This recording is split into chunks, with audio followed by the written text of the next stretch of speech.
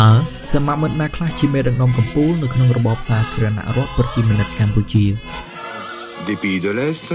et le général Van Kien Dung, ministre vietnamien de la Défense. ក្រោយការដួលរលំនៃរបបប៉ុលពតនៅក្នុងឆ្នាំ1979អ្នកតស៊ូមួយចំនួនត្រូវបានតែងតាំងឲ្យដឹកនាំប្រទេសក្នុងនោះមានលោកប៉ែនសុវណ្ណលោកហេងសំរិនលោកជាស៊ីមលោកកែវចិន្តាលោកច័ន្ទវ៉ែនលោកច័ន្ទស៊ីឡាក់និងឡាក់តើនរណាខ្លះជាអ្នកដឹកនាំកម្ពុជានៃរបបសាធារណរដ្ឋប្រជាមានិតកម្ពុជា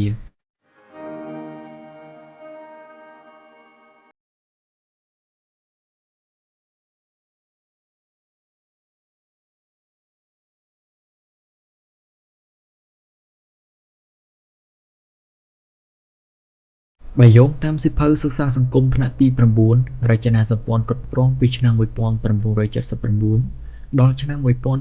1981គេច្រើនហៅថ្នាក់ដឹកនាំកម្ពុជាទាំងនោះដោយប្រើពាក្យថាសមមិត្ត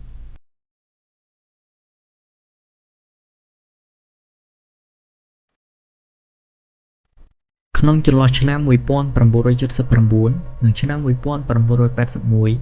សមមិត្តហេងសំរិនជាប្រធានរដ្ឋឬប្រមុខរដ្ឋនិងជាប្រធានក្រុមប្រឹក្សាប្រជាជនបដិវត្តន៍កម្ពុជាសមមិត្តប៉ែនសុវណ្ណរៀននៅប្រទេសវៀតណាមឆ្នាំ1984ជាអនុប្រធានក្រុមប្រឹក្សាប្រជាជនបដិវត្តន៍កម្ពុជានិងជារដ្ឋមន្ត្រីក្រសួងការពារជាតិនិងជានាយករដ្ឋមន្ត្រីចំណែកឯសមមិត្តជាស៊ីមវិញជារដ្ឋមន្ត្រីក្រសួងមហាផ្ទៃរីឯសមមិត្តហ៊ុនសែនជារដ្ឋមន្ត្រីក្រសួងការបរទេស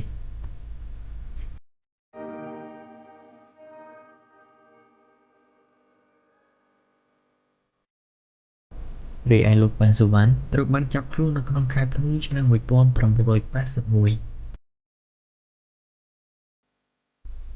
អង្គការរដ្ឋសំខាន់ៗចំនួននោះមានដូចជា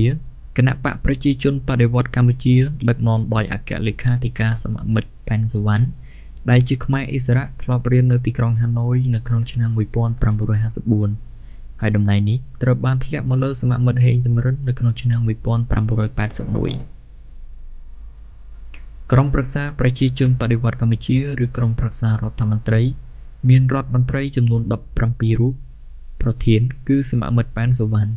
ហើយតំណែងនេះត្រូវបានប្រគល់ជូនសមមិត្តច័ន្ទស៊ីជាខ្មែរឥស្សរៈនៅក្នុងខែធ្នូឆ្នាំ1981សភាជាតិមានសមាជិក117រូបបង្កើតឡើងនៅក្នុងខែឧសភាឆ្នាំ1981នៅខែមិថុនាឆ្នាំ1981សភាបើកដំណើរការប្រជុំលើកទី1ដើម្បីជ្រើសរើសប្រធានសភាគណៈរដ្ឋមន្ត្រីនិងក្រុមប្រឹក្សារដ្ឋ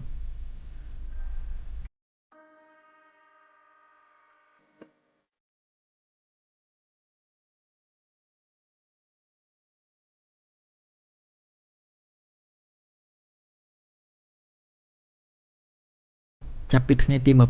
29-30 ខែមេសាឆ្នាំ1989សភាបានបើកសម័យប្រជុំវិសាមញ្ញមួយដើម្បីធ្វើការកំណែទម្រង់រដ្ឋធម្មនុញ្ញថ្មីនិងប្តូរឈ្មោះពីសាធារណរដ្ឋប្រជាមានិតកម្ពុជាមកជារដ្ឋកម្ពុជាវិញ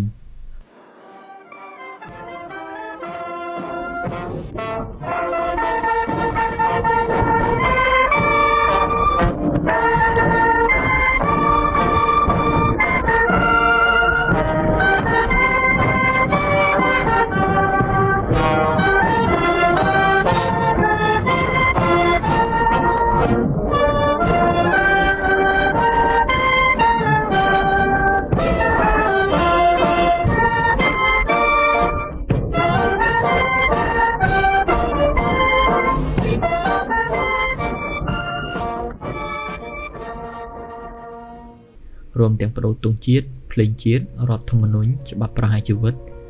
ការពារសិទ្ធិឯកជនការបង្កើតទីផ្សារសេរីនិងទទួលស្គាល់ព្រះពុទ្ធសាសនាជាសាសនារបស់រដ្ឋ